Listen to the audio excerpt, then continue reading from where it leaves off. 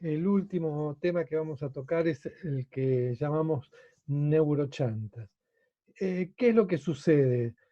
El prestigio de las neurociencias, sobre todo esas imágenes tan asombrosas armadas por computadora a través de distintos equipos de neuroimágenes cerebrales, etcétera, ha provocado un gran deslumbramiento por las neurociencias, muy alentado también por los medios de comunicación masiva. Y lógicamente en este contexto aparece la cantidad de gente que aprovecha el prestigio de las neurociencias o intenta utilizar el prestigio de las neurociencias para vender carne podrida, es decir, para vender su negocio a través de una decoración con una apelación a las neurociencias sin ser estudios neurocientíficos.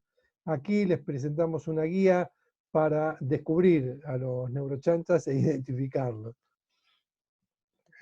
En primer lugar, en general, esta gente hace propuestas que no son neurocientíficas, es decir, no hacen propuestas de orden biológico, sino que hacen propuestas psicológicas, si podemos llamarlas así, en el sentido de que proponen intervenciones en el campo de la conducta. Muchas veces estas propuestas también avergüenzan a la propia psicología, porque son desopilantes. Y lo que hacen es en realidad hacer esa propuesta desopilante adornada con algún dibujo del cerebro, de una neurona, de un neurotransmisor. En general, también se puede observar que estos sujetos no presentan datos neurales, es decir, están ausentes los datos neurales, lo que se supone que serían evidencias que tendrían que afirmar su posición o validar su posición, lo que proponen, en realidad no aparece ningún tipo de dato neural. Es más, suelen más bien también ignorar teorías psicológicas científicas. Es decir, hacen propuestas desopilantes en el terreno de la conducta, pero no se basan en propuestas psicológicas o en teorías psicológicas científicas. Eh, Otro aspecto muy importante es que suelen negligir el papel de los psicólogos y de la psicología en general en el desarrollo de las neurociencias. Hay poca referencia a los psicólogos, lo cual en el mundo no es así, ya que los psicólogos participan activamente en el desarrollo de las neurociencias.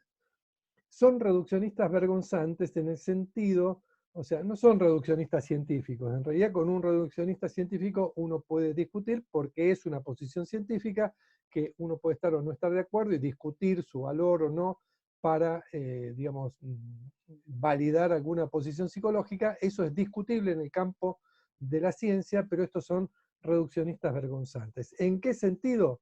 En que no se sienten obligados a dar a ningún tipo de evidencia, ningún tipo de explicación, tampoco psicológica, sino que reemplazan la explicación de las cosas que proponen por una vaga referencia genérica a las neurociencias, a la emoción, y nunca hacen una referencia concreta a datos neurales.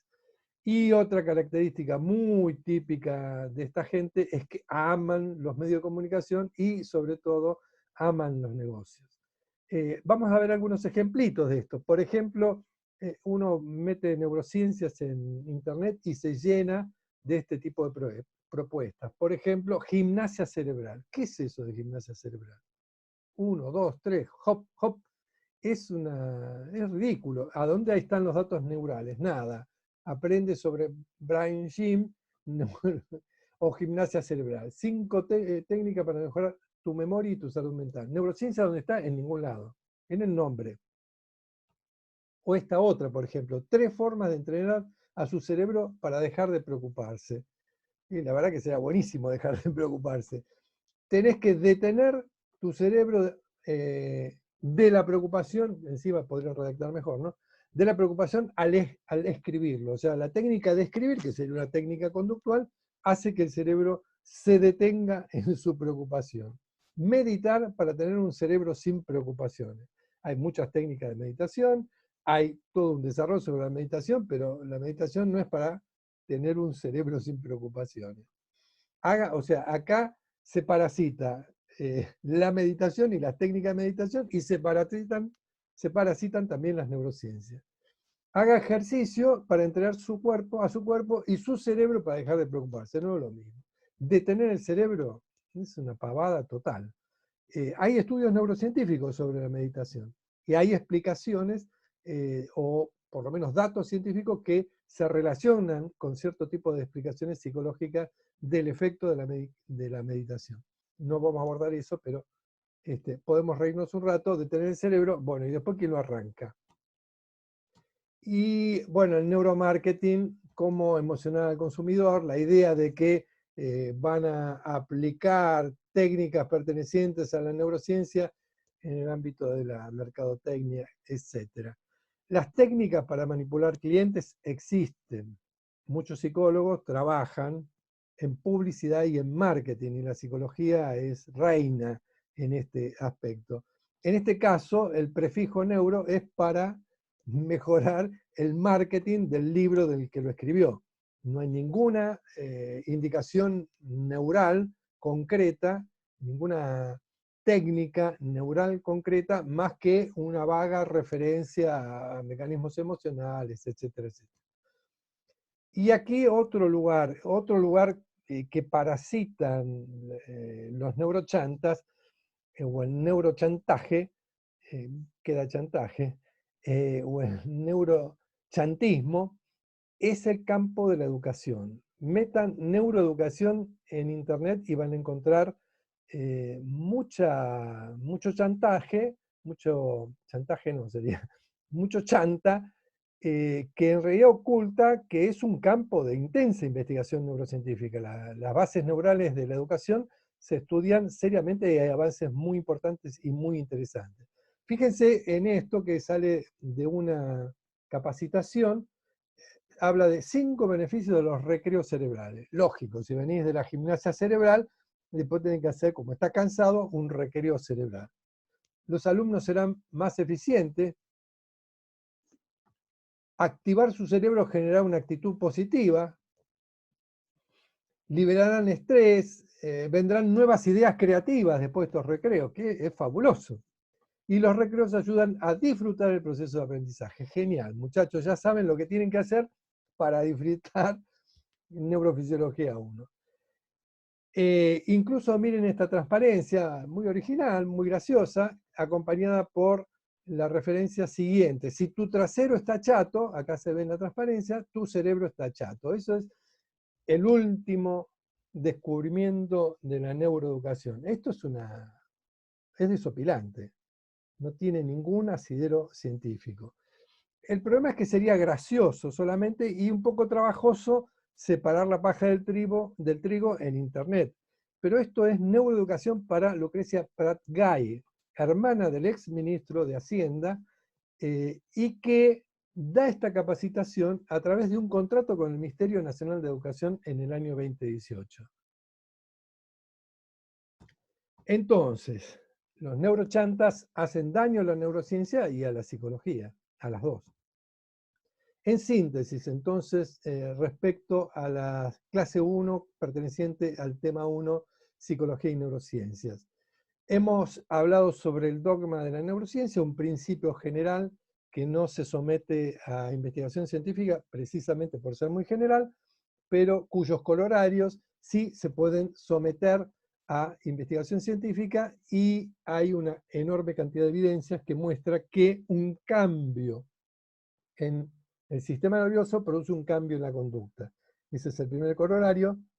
Y ahora también tenemos evidencia de que un cambio en la conducta produce cambios que se pueden registrar objetivamente en el cerebro. De manera que el dogma de las neurociencias, a través de que sus corolarios no han sido refutados, se puede mantener. Hemos hablado de los aportes de las neurociencias a la formación del psicólogo y argumentamos de que las neurociencias aportan a la formación conceptual y también a la formación clínica del psicólogo, y destacamos que existe un área específica para la clínica del psicólogo y de otras profesiones, pero del psicólogo en particular, que es la clínica, el diagnóstico e intervención sobre los déficits cognitivos y conductuales en pacientes con lesiones cerebrales.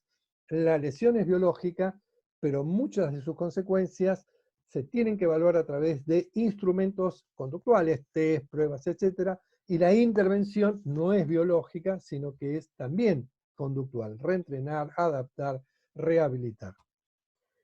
Hemos abordado el tema de las relaciones, estudio de las relaciones mente-cerebro, el estudio de las relaciones mente-cerebro, y ahí definimos un poco lo que entendemos por psicología, como rama de la ciencia, y por las distintas ramas de las neurociencias.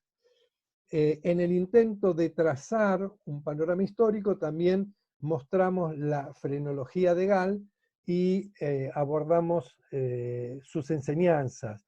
La enseñanza principal de la frenología de Gall es que para estudiar adecuadamente las relaciones mente-cerebro se necesita tanto una fuerte teoría psicológica, fuerte me refiero en el sentido de afirmaciones explícitas, validadas a través de evidencias propias. Entonces se necesita tanto una fuerte teoría psicológica como una fuerte teoría neural. Si falla alguna de estas teorías, la relación mente-cerebro naturalmente falla. En la perspectiva histórica nos interesó principalmente destacar algo, que es que las neurociencias actuales no son las de la época de Broca ni de la época de Pavlov. Esto es muy importante porque parte de las discusiones, después lo vamos a ver en la clase siguiente, en torno al reduccionismo biológico y ese tipo de cosas, se argumentan poniendo la visión en lo que era la neurociencia hace 30, 40 o 50 años. Y cambió mucho la neurociencia, particularmente porque en la actualidad la neurociencia estudia directamente las bases cerebrales del comportamiento humano y lo hace apoyándose en modelos psicológicos explícitos. Es decir, esto no es la neurociencia de la época de Broca ni de la época de Pavlov. En el caso de la época de Broca no existía la psicología, ni siquiera la lingüística, y él describió una alteración del lenguaje. Y en la época de Pavlov, la psicología que se aplicaba a su paradigma experimental era una psicología de aprendizajes implícitos. Entonces había que extrapolar y eso es algo que en este momento no es necesario hacer. Ahí argumentamos también que esto no significa que los estudios en animales hayan perdido importancia. No la perdieron, revisen la argumentación e incluso tienen una vigencia muy fuerte. Después le voy a pedir que me haga un reconocimiento el profesor Mucio de Biología del Comportamiento, que es un chiste. Señalamos que la neuropsicología y la neurociencia cognitiva son las dos ramas de las neurociencias más directamente relacionadas con los dominios que le interesan a los psicólogos, que son dominios de la psiquis humana. Y finalmente hablamos de los neurochantas.